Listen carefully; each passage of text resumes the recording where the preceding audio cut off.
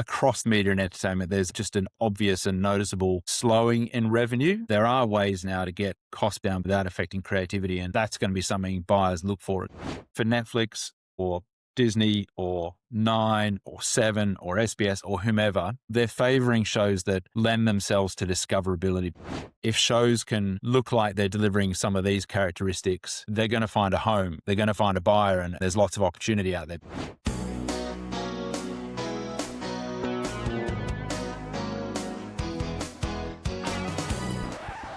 Dan Fahy, welcome to the podcast. Thanks, Kirsty. Thanks for having me.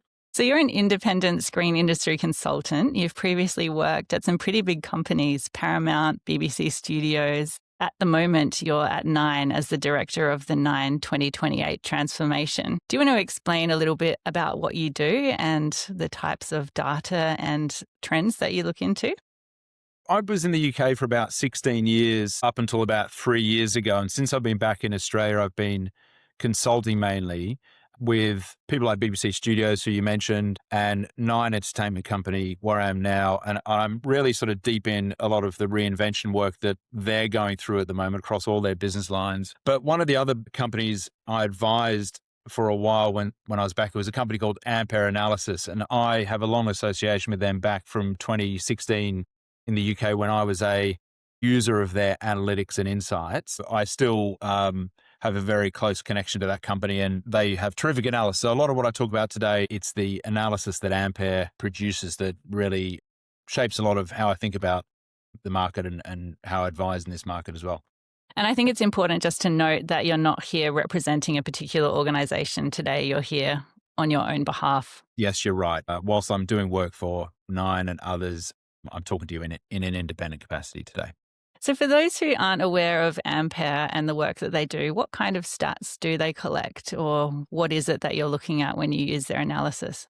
So they've been going for about 10 years. They've always been media, and by that I mean entertainment, sport, and games. And they do a number of things. They do sort of biannual consumer surveys. They've been doing that for a long time across many markets. They do a lot of commissioning and content tracking, catalog tracking, and they've got some proprietary data sets around SVOD usage and console usage on games. So they've got a very rich set of data and expertise. And I'm really excited to talk to you today because I think as producers, which is my background, we often don't think about that big picture of what's going on in the industry, what's happening in the marketplace. Or if we do, it's the top line headlines that we see in the trades and we're not digging down into the numbers and the detail. Yeah, no, absolutely. And you're right. There's so much noise going on all the time in our sector, especially now. It feels like the last 3-4 months, there's just been one seismic news story after another. And it's very hard to sort of just sort out the real underlying shifts that are going on from things that are noisy and loud. I personally always step back every now and then and try and discern the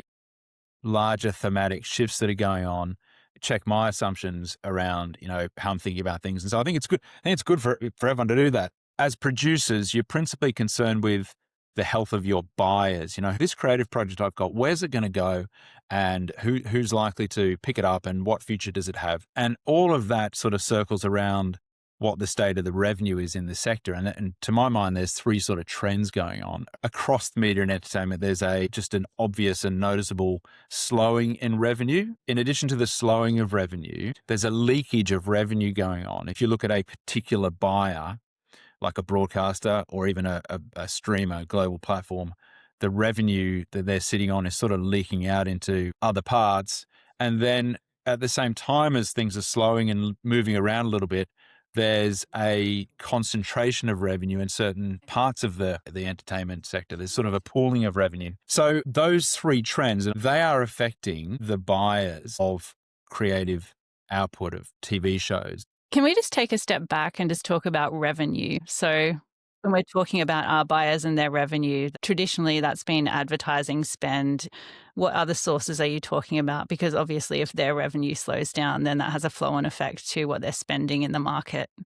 Yeah. So traditionally, a lot of the buyers have either been advertising funded buyers, they've been broadcasters, principally broadcasters, or they might have been subscription revenue businesses, and you can think traditionally like the Foxtels in Australia, but also the big pay platforms like Netflix or Disney or Amazon, etc. Now, it was never really binary that, Foxtel obviously had ad revenue as well, so pay platforms had an ad dimension, but they're fundamentally pay. What you're seeing now, though, is that a lot of these bigger companies, the streamers, have ad tiers on their business, on their service now. So advertising revenue is a big part of their business.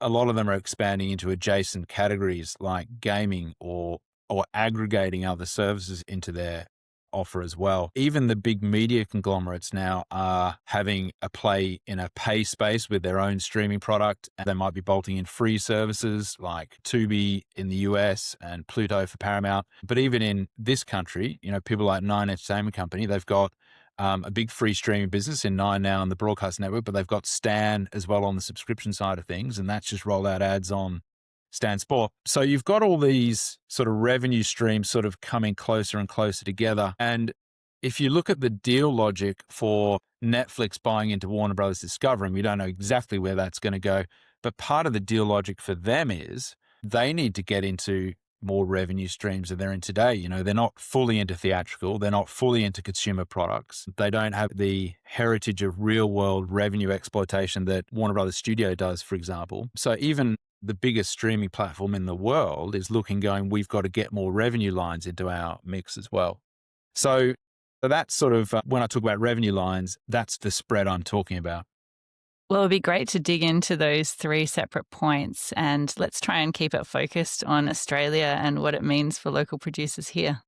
Perfect. Yeah. So the first one around revenue slowing, I think, what you've seen is we've known for a while that linear television advertising has been slowing. It's not reversing, but it's slowing. There's been a sense that would be okay because there's a lot of money that's going to on-demand video, viewing in this country, like 9 Now, 7 Plus, SBS On Demand, etc. But even that revenue line is slowing in its growth, and it's being sort of spread out into the ad tiers of Amazon and Netflix and, the SVODs who are building out their ad tiers. But for the last few years, we've had a very strong subscription video revenue line growing. There's been a lot of growth coming out of the streamers in this market. But even that line of revenue has sort of hit a ceiling now. It's plateaued, and there's not material new subscribers coming to market. And the revenue in that sector is growing, but it's growing really through price rises and ad tiers. On the side of that, you've also had the rise of online video and social video, but even that has sort of slowed a little bit, or it's plateauing a little bit. In Australia, the slowing of revenue, it's a real thing. There were things that were growing fast that are no longer growing fast. There were pools of spend that you could bring into the market through new subscribers on subscription streaming services that are sort of maxing out. And then if we go into the second trend, and this is going on in Australia for sure, is this notion of revenue leakage. If you were an incumbent broadcaster and you had a great digital platform like 7 Plus or 9 Now or SBS On Demand, you were sort of keeping all the TV money in your world. But then Netflix has brought an ad tier to market. Amazon's brought an ad tier to market. You've got players like Tubi who are here not doing much, but if you look what they're doing in the UK, they're really ramping up there. So you wonder what they're going to do here. And you've got YouTube. So the money that's in the market is sort of leaking out from some of the main players here in Australia. It's not leaving the market wholly, but it's definitely leaking out. And the other trend that's happening in Australia is this concentration of revenue to certain sectors. There's not a lot of subscriber headroom in the Australian market. And so a lot of the streaming platforms are getting their revenue increases by stepping up pricing. Now, if you look at Netflix, Netflix has used something like 3.5 times more than any other streaming service in Australia. In any household, Netflix is pretty much in it, and it's probably the most used service.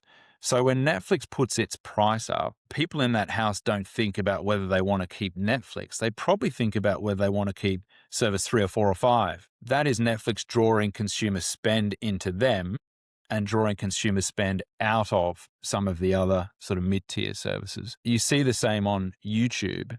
There's lots of narratives around YouTube, and some of them are right and some of them are a bit moment in time. But one of the durable characteristics of YouTube and Meta is that they are drawing a lot of money, advertising money, out of the small business market in this country into their platforms. And so that's a whole pool of spend that is going out of, traditional media, if it was ever in traditional media, and going into YouTube. So the money at that level is really concentrated around those bigger platforms. So you see things are slowing here in Australia. You see money moving around away from some of the traditional buyers, and you're seeing it really concentrating on platforms with scale. We're going to keep this to Australia, but if Netflix and Warner Brothers do combine in the fullness of time, that just adds significantly more scale to them in Australia, and it amplifies this revenue concentration and revenue leakage. It will affect and connect directly to producers of creativity and TV shows in this market. That's not an abstract set of themes for them. So where are you seeing the opportunities for producers then? It sounds like Netflix and some of those platforms are going to be holding the majority of that revenue share. Are they going to be spending more in Australia, do you think? Or if not, where is the market going to be buying content or commissioning content?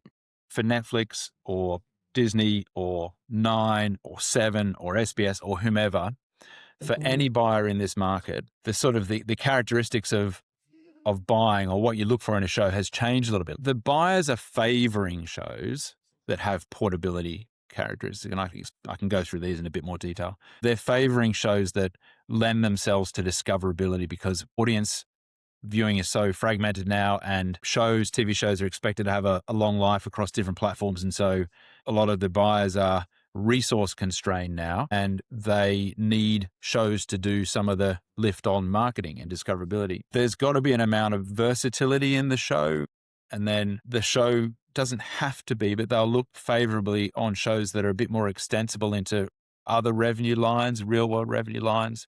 And then shows have just got to be cheaper.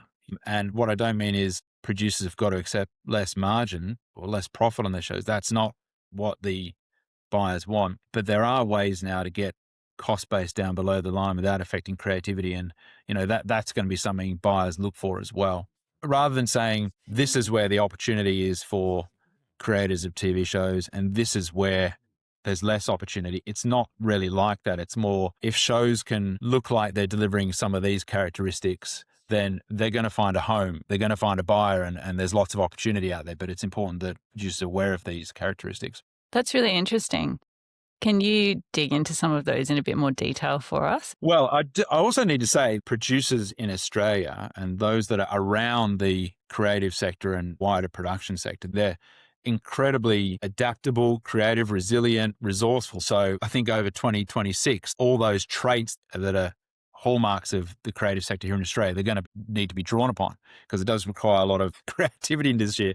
But portability, portability is around, if you look at the bigger streamers like Netflix, Disney, Amazon, etc., and even some of the local buyers like the ABC, etc., they're going to favour shows that while they tell Australian stories and they're Australian made, if they can have some sort of portability to them across geographic markets, that's going to be looked at as more favorable an opportunity than something that doesn't. If you look at, say, Netflix, for example, on their return on investment metrics, it's like how much viewing time do they get on a show per dollar of spend? A lot of their most effective markets to source from, Mexico, South Korea, Colombia, Japan, those markets are producing content, TV shows and creativity that goes really well across Netflix's other territories. It's going to be relanguaged and dubbed or languaged into other languages. So Australian producers, if you're able to produce a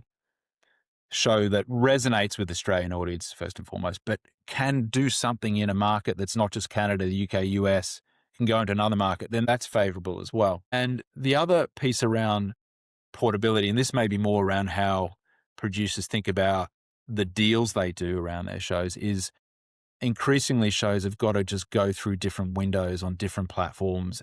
Sometimes they might be co-exclusive, sometimes not, but the expectation now is that a show is portable over time. The big streamers are picking up shows in their second, sometimes third window. And that's a legitimate buying window and a legitimate consumer window and a legitimate earning window for producers. So if as you're thinking about your show in Australia, if you can think about, is there anything about it that we can do that makes it more portable, or is there anything in the deal structure we can create that allows for a longer time frame across windows? I think that's really important. The second one is around discoverability. If you look at that, the revenue trends we spoke about, everybody in the sector, whether you're the ABC or whether you're 9 or 7 or SBS or whether you're Netflix or Disney, everybody is struggling with these themes of slowing revenue and leaking revenue. Look, even Netflix is as well, right? The cheaper priced ad tier is bringing in a lot of extra subscribers for them, but it's bringing in subscribers at a lower revenue per user. So they momentarily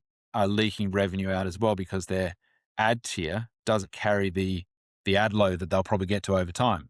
So right now, every subscriber they're bringing on the ad tier, they're sort of leaving money on the table. So even those big platforms are needing to be a bit more efficient with their spend. And that comes down to marketing too. You've got a finite pool of consumers, finite pool of revenue now. You've really got to work harder to get your show and your story out into that. And if the show has something inherently marketable or discoverable about it, that's better for them than a show that doesn't. You see a lot of data these days around, especially at the younger end, the 18 to 24, almost exclusively get their show recommendations from social media or from peers, from friends and family. So shows that can sort of get out, have a natural ability to get out into that conversation, are better.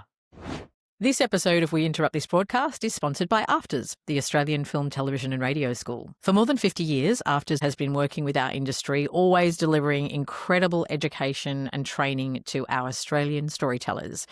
So if you're looking for a full-time course or a short course, if you want to be on campus or online, anywhere in Australia, AFTRS has a course that's going to suit you. I think there's so many things to think about from a producer's perspective these days. And at the heart, we just want to tell a good story, but so much of that driver of discoverability feels like we really need to be tapping into trends and hooks and what can capture someone's attention in a few seconds. Yeah, and the balancing act will be to try and do that without sort of warping the creative thread that you've got. I think if you're buying, that's a lens you've got now that probably wasn't as prominent 3 or 4 years ago. And I think that conversation piece has always been part of what's sellable. It's the movie poster, it's the star, it's the bus stop, whatever it might be. But it's just a different way of approaching that now. And with so much more content out there, it's really hard to break through or cut through. Yeah, that's it. That's exactly it. Yeah. So we've done portability and discoverability. What's next on that? Yeah. And then the third one is like versatility. Does this show lend itself to spin-offs? Like if I can window this through pay and free, what is the difference that the show in the free space might have against the show that's in the more premium space? Now, sometimes that can be season 1 versus season 2, or it can be a spin-off, but is there some sort of inbuilt capability of the show to sort of work across different monetization means? And also, can it be chapterized for Instagram, or is there some sort of vertical form of it? These things are not essential, but they're helpful, and no show will not succeed because it can't do this. But I think if you're a buyer and you're looking at how to bring this to life across different platforms, not just in a marketing point of view, but in a consumption point of view, that's a lens as well. You've got the notion of Sky in the UK buying ITV over there, the big commercial broadcaster, and you've got what NBCU in the US is doing with Peacock. Those things are all premised on the ability to move content through different consumption windows. And so, shows that have an ability to do that, just stand out a little bit more. I have noticed more and more that there'll be properties where they may have a season or 2 already released and a new season or a feature spin-off is coming out. And there'll be a window where they'll release those previous seasons online for free, for example, garner that whole new audience and then direct them to the subscription platform as paid customers to watch the new version. So you're seeing more and more models like that happening to give people value, but then direct them to the paid opportunity further down the line. Yeah, exactly that. And there's a lot of analysis that goes on now around when is the best time to release a second season of something. Do you wait a period of time to let season 1 sort of get out there. So when you do put that in free, or you put a couple of episodes season 2 in free, you can push more to pay. And then there's analysis. Well, let's say you're doing a break between season 1 and season 2. What are you doing in between times to keep some sort of drumbeat of engagement or conversation going, and how durable is that? So a show that can talk to a little bit about the ability to do that, to sort of have an out of season conversational footprint. Those sorts of shows look different to some of these buyers than shows that don't have those attributes. It's not essential, but I think it can help. And this fourth one, again, it's not essential either, but platforms, buyers, they've got a more diverse set of businesses now. And if you can bring a show to them that says, well, you're not just buying a show here, you're buying a bit of an IP ecosystem, and it does have books associated with it, or it does have toys associated with it, or it does have an event, or it can have. You would have seen the ACMA's analysis on spend in Australia and the continuing reticence of buyers in this market to focus on kids and family and children's content. And yet children's content is the most extensible format. It's the most portable, it's the most versatile, it's the most commercially extensible. It's got all these rich commercial attributes to it, yet here in Australia and globally, actually, there's sort of a drawback in spending. And so what's interesting about this extensible thing is that the theatrical franchise model, the big franchises in theaters have done this model for a long time, and they only get about, let's say, 15% of their revenue through TV and the box office. They get a big chunk of it through consumer products, toys or books or whatever. You get a big chunk of it through games, console gaming, casual gaming. You get another third of it through location-based experiences, events, that sort of thing, all this real world stuff. The interesting thing is you might say, well, that's just the attributes of the big end of town, the proper big end of town, the global theatrical businesses and IP. But if you look at some of the creators in Australia, in the creator economy, I've been looking at this the last few months quite closely. There are some awesome creative businesses in Australia, and they already have this franchise model going on. That's sort of how they've had to survive.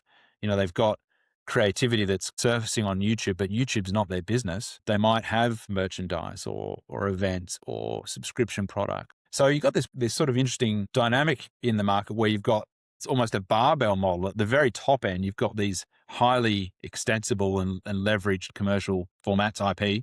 And then at the sort of creator end that's sitting outside of the traditional buyer's space, they've got this fantastically rich set of revenue, these revenue lines. And it's sort of in the middle where things are a bit more unitary. We make a TV show for a TV platform. So I think shows that have a bit more extensibility will separate themselves out a little bit, no matter who it's with. And then the last category is trying to make your production more efficient and cheaper. And no one wants to hear this, right? Because you automatically assume that means lowering the standard of quality or creativity. But now with all these AI tools out there, you can really get some efficiencies in the below the line costs on any production that, if anything, frees up resource and space for creativity. And if some of Australian creators and producers can bring some of those tools into their contracting or project management, or all the sort of administrative heavy type elements of the work they do, that'll protect their creativity. It'll lower their price to the buyers. It'll keep their margins. This is all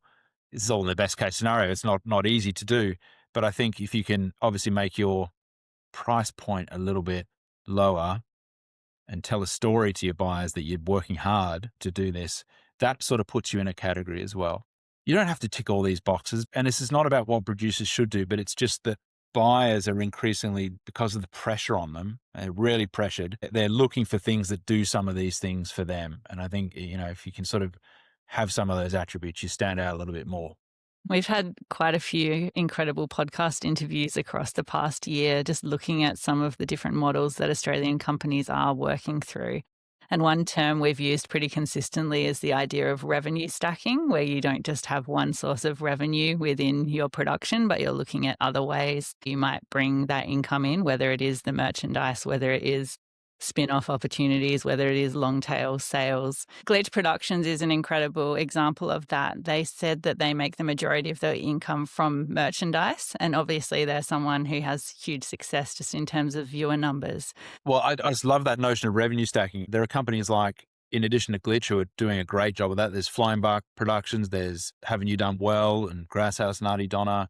There's this amazing New Zealand group called Viva La Dirt League. All these guys have been running for a long time, by the way. They haven't just popped up in the creator economy. They've been working their trade. There's Marion's Kitchen, Jordan Barclay with EY Stream. There's some fantastic creators in Australia. We've got people in this country who are doing a fantastic job of this. But I get, if you're in the pure production space, that notion of taking on more risk into your business in an already very risky environment, and where the payback is sort of getting longer each project, it's not an easy sort of direction to face into, I appreciate. And I think for a lot of those creators at the beginning of their careers, it was just about necessity. We're taking on high risk in order to get the high reward of having a career in film and television, and along the way have developed these business models just by going out to audience and figuring out what business opportunities there are in that direct to consumer space. I am curious to talk to you, though, about that idea of the barbell shape of the high end of the market and the low end of the market. Do you get a sense generally that the middle is falling out of the market and there are less opportunities for those mid-tier production companies? It's in the data that the volume of buying and projects that are being greenlit had peaked, 2 or 3 years ago, and it's back at about 75% of that demand. And this is not a cyclical thing. It's unlikely that things get back to that level. I think this is sort of the new normal. And then if you look at the content quotas, the recent content quotas outcome, even that doesn't necessarily, on the surface, doesn't look like it's going to provide a bit of a boost to buying activity and creation activity here, because many of the streamers are sort of within the thresholds anyway. But if you look at what's going on with the streamers in Europe, where there are quotas in place already, they're sort of doing partnerships with local broadcasters. An added benefit of these partnerships is it helps them with their quotas. And I'm sympathetic to these streamers and broadcasters. Their businesses are more pressured than they ever have been. They've got to find ways to sort of cycle through stories and TV shows a bit better and smarter as well. So I do think the environment for creativity and production is not as voluminous as it was 2 or 3 years ago. So I wouldn't say the middle's falling out, but I'd say there's just less demand to come into the market. And the demand that does come in probably has the attributes that I mentioned before. It's definitely a transitionary period that's structural, not a cyclical moment that we're in. What do you think this is going to look like across 2026? Do you think we'll see anything resolve in the next 12 months, or do you think it's going to be a longer term shift in what's happening market-wise? Loath to forecast anything, but I think what we can be sure of is that these moves around scale, if you assume that everybody who is active in this market, broadcasters, even YouTube, everybody is facing a slowing revenue line. If they're all facing little bits of leakage in their own business models, and if revenue's sort of concentrating in certain areas, it just suggests that scale is more important, because the only way to fight concentration of revenue is to concentrate your resources and consumption and content and libraries and all that. So I think for sure 2026 will see more consolidation in some guise or other, whether that's commercial consolidation or whatever it is. You just got to have a minimum amount of scale in this environment, this revenue environment, to make it all work. It could literally go any number of ways, but I think that theme is probably going to be writ large in 26. And do you think that theme of scale is applicable to independent producers or smaller creators as well? Should we be looking to scale our own businesses in some form? Or should we be looking to double down on our independence and agility? Well, yeah, no, I think sometimes scale doesn't help creativity. So I don't think that the need for scale also needs to be a thought for the creative producers. Maybe scale in a different way in terms of partnerships or leveraging platforms and tools in the back end is something to think about. Being nimble and agile is probably more important in this environment.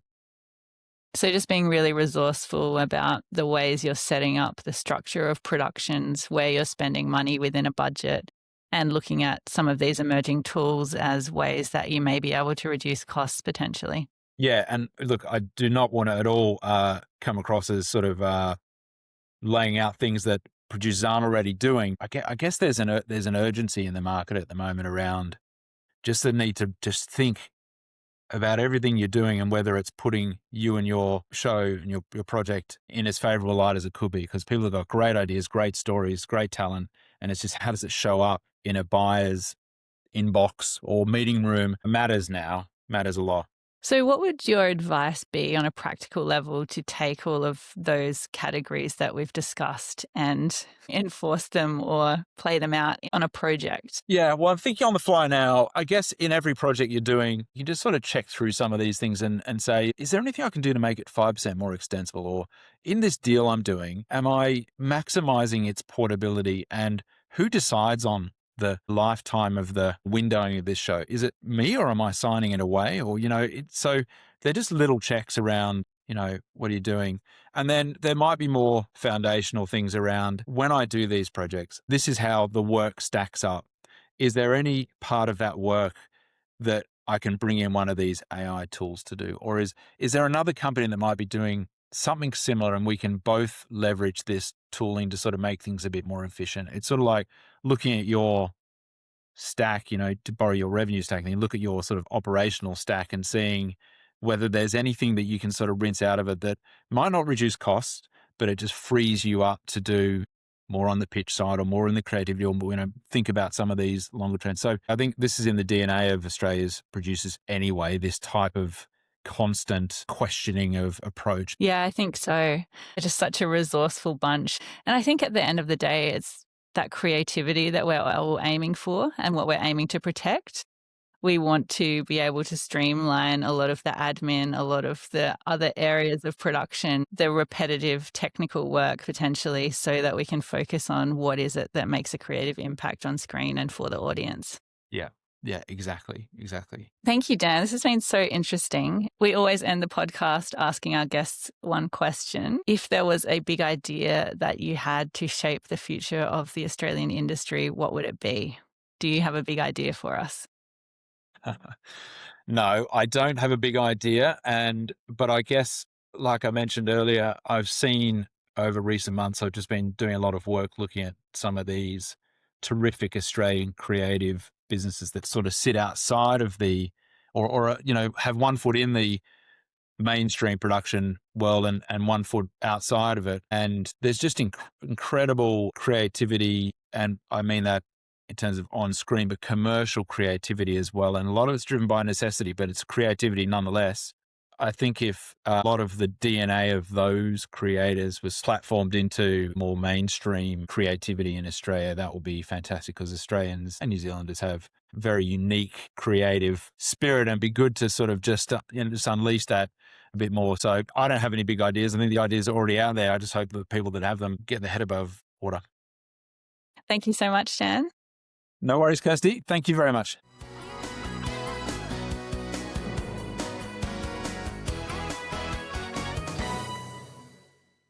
We Interrupt This broadcast is recorded on the unceded lands of the Gadigal people of the Eora Nation, the Turrbal and Yagara people, the Yugambeh language people, and the Kaurna people of the Adelaide Plains, and we acknowledge them as the traditional custodians and first storytellers of these regions. Always was, always will be.